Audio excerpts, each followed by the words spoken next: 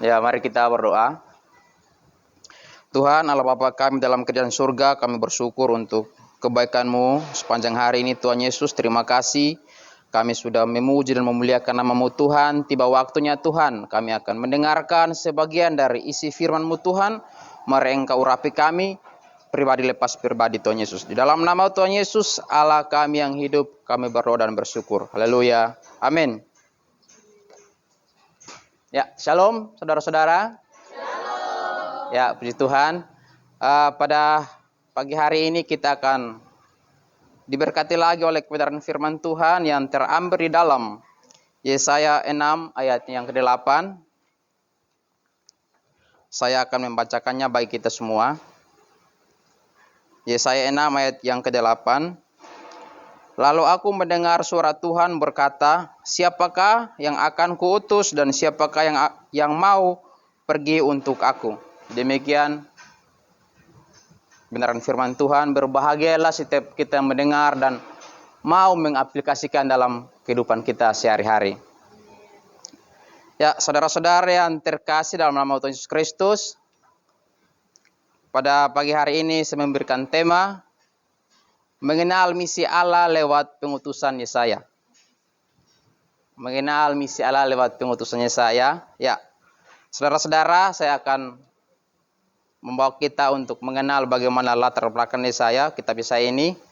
Kitab Yesaya ini ditulis sendiri oleh Yesaya sendiri, ditulis pada tahun 700 sebelum Masehi. Namun di pasal 40 hingga 46 ini mungkin ditulis menjelang akhir hidup Yesaya, sekitar tahun 661 sebelum Masehi. Ya, saudara-saudara yang diberkati Tuhan, tujuan penulisan ini untuk memanggil bangsa Yehuda untuk kembali kepada Allah dan menceritakan tentang keselamatan Allah bagi seluruh suku yang ada pada waktu itu. Ya, saudara-saudara yang dikasihi oleh Tuhan Yesus Kristus, firman Tuhan di atas menunjukkan kepada kita tentang misi pengutusan yang Tuhan kerjakan dalam kehidupan Yesaya. Secara khusus terlebih luas kepada pengutusan dalam dunia. Nah, pernyataan ini diajukan kepada Yesaya untuk memperlihatkan bahwa Tuhan tidak memaksa siapapun untuk melaksanakan misinya. Ya, saudara-saudara yang dikasihi oleh Tuhan Yesus Kristus, pada pagi hari ini kita akan membahas di beberapa poin, 3 poin. Yang pertama, pengutusan Tuhan kepada Yesaya bukan paksaan. Pengutusan Tuhan kepada Yesaya bukan paksaan. Ya, saudara-saudari yang terkasih dalam nama Tuhan Yesus Kristus, pengutusan Tuhan kepada Yesaya bukan paksaan, tetapi kesediaan, kerelaan, kesiapan. Pengutusan kepada Yesaya untuk mengambil tanggung jawab yang diberikan oleh Tuhan. Nah, saudara-saudara yang diberkati oleh Tuhan, Tuhan mengutus Yesaya itu, Yesaya menerima pengutusan itu bukan dengan ketidakpaksaan, tetapi Yesaya menerima pengutusan itu dengan kesiapan, kerelaan hati, bukan dengan paksaan. Ya, saudara-saudara yang diberkati, Yesaya pada saat diutus, Yesaya secara cepat atau merespon dengan tugas dan tanggung jawab yang diberikan kepada Yesaya pada waktu itu. Nah, saudara-saudara yang terkasih, kesempatan untuk melayani bagi Yesaya adalah kesempatan yang begitu luar biasa, atau kesempatan bisa dikatakan kesempatan emas. Karena mengapa dikatakan kesempatan emas? Karena bagi Yesaya itu adalah kesempatan yang begitu luar biasa yang Tuhan percayakan bagi Yesaya pada waktu itu untuk melayani suku-suku yang belum mengenal Kristus pada waktu itu. Nah, saudara-saudara yang terkasih, dalam nama Tuhan Yesus Kristus, kita akan masuk dalam poin yang kedua, satu penawaran atau pengutusan kepada Yesaya. Ya, di sini Lalu Yesaya mendengar suara Tuhan berkata, siapa yang akan kuutus dan siapa yang akan mau pergi untuk aku. Ya, saudara-saudara yang diberkati oleh Tuhan Yesus Kristus, kata diutus dalam bahasa Ibrani itu menggunakan kata salak yang berarti disuruh untuk menyampaikan pesan. Ya, saudara-saudara yang diterkasih dalam nama Tuhan Yesus Kristus, hal ini menegaskan tentang bagaimana misi yang dipercayakan kepada orang untuk menerima pengutusan. Jika Tuhan tidak mengutus saya, tidak ada kuasa yang dimiliki oleh saya. Jadi saudara-saudara, jika Tuhan mengutus saya, otomatis saya tidak pergi dengan tangan kosong saja ya. Tapi Tuhan memperlengkapi Yesaya dengan kuasa.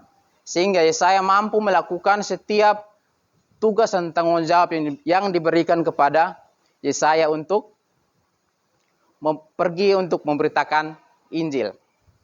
Jadi saudara-saudara yang diberkati oleh Tuhan kita Yesus Kristus, ketika kita dipercayakan untuk melayani, kita harus lebih fokus lagi untuk sungguh-sungguh.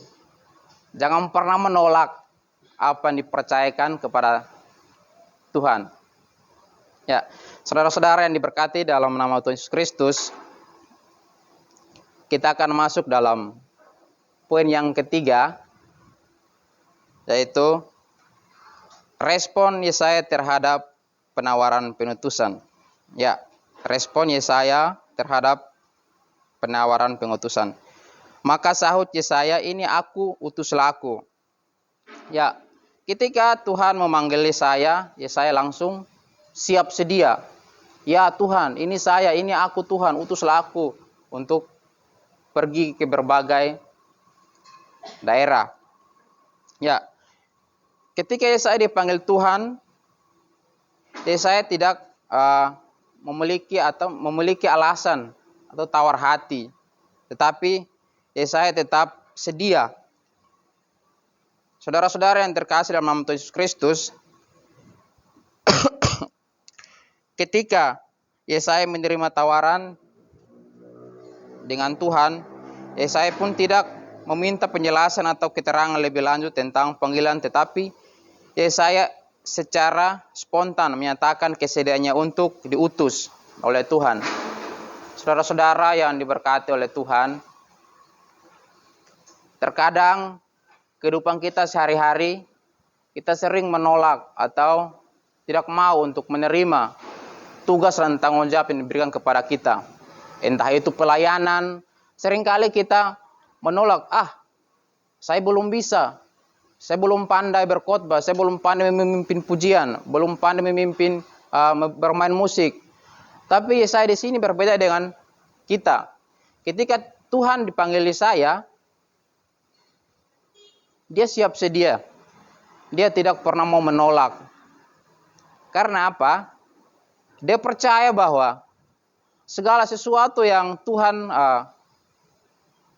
memakai, itu pasti Tuhan akan memberikan hikmat, sehingga Yesaya boleh melalui itu dengan baik dan melaksanakan semuanya dengan baik. Nah, begitu pun dengan kehidupan kita, saudara-saudara. Kita juga harus bersyukur, berdoa kepada Tuhan, Tuhan, berikan saya hikmat agar saya bisa melewati tugas dan tanggung jawab yang diberikan kepada saya. Ya, saudara-saudara yang diberkati dalam nama Tuhan Yesus,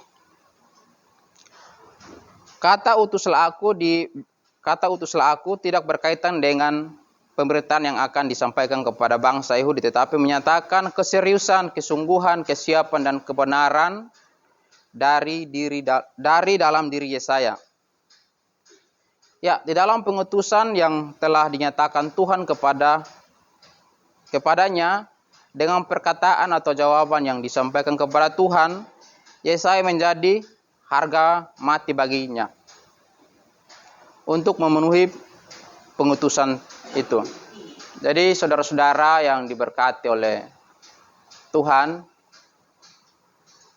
Yesaya di sini mengatakan bahwa dia menerima tugas itu sebagai harga diri mati.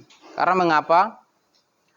Karena tentunya pada waktu itu Yesaya mungkin diutus ke berbagai tempat, itu otomatis Yesaya harus bertaruh nyawa gitu, karena tidak mudah untuk memenangkan bangsa-bangsa Yahudi pada saat itu. Dia harus siap untuk memberitakan penginjilan pada waktu itu. Di sini dikatakan bahwa Yesaya siap taruh nyawa atau harga dirinya untuk dihina, bahkan dicaci maki. Tapi Yesaya tidak perlu takut, karena dia percaya bahwa Tuhanlah yang akan memampukan dia.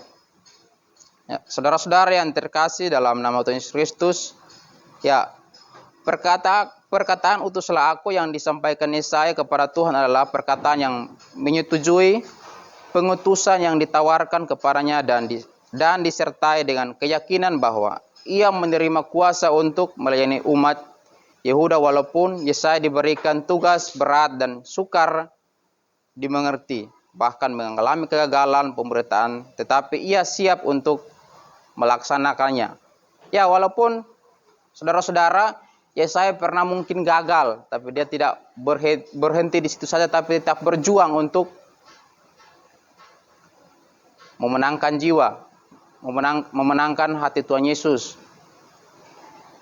Mengapa? Karena ya, kalau Tuhan yang memakai Yesaya, udah percaya aja, mau gagal atau bagaimana, ya kita harus siap, sedia. Ya, saudara-saudara, kita akan masuk dalam kesimpulan. Jika kita telah dipanggil Tuhan untuk melayaninya, jangan pernah takut, jangan pernah bimbang. Jangan berpikir bahwa saya masih muda, saya belum layak untuk melayani Tuhan. Tetapi mari kita percaya bahwa jika Tuhan yang memanggil saudara-saudara dan saya untuk melayani Tuhan, Tuhan juga yang akan memampukan kita dengan segala keterbatasan kita pada saat ini. Mari kita belajar dari kisah Yesaya ini, di mana dia dipanggil oleh Tuhan untuk melayani. Yesaya tidak pernah menolak. Yesaya selalu siap sedia untuk melaksanakan tugas yang diberikan oleh Tuhan. Ya, saudara-saudara yang diberkati, kiranya kita boleh belajar dari kisah Yesaya ini, dan kita juga boleh mengaplikasikan dalam kehidupan kita hari lepas hari. Dimanapun kita berada, dimanapun kita tempatkan, marilah kita memberitakan Injil bagi orang-orang yang belum percaya kepada Tuhan Yesus Kristus. Amin. Untuk kebenaran firman Tuhan, mari kita berdoa. Tuhan Yesus, kami bersyukur untuk hari ini Engkau boleh menyertai kami dalam pemberitaan firman-Mu Tuhan. Biarlah kami boleh belajar dari kisah Yesaya ini Tuhan, supaya kami terus memenangkan jiwa-jiwa yang belum percaya kepada Engkau Tuhan. Terima kasih, berkati kami semua. Di dalam nama Tuhan Yesus, Allah kami yang hidup, kami berdoa dan bersyukur. Haleluya. Amin.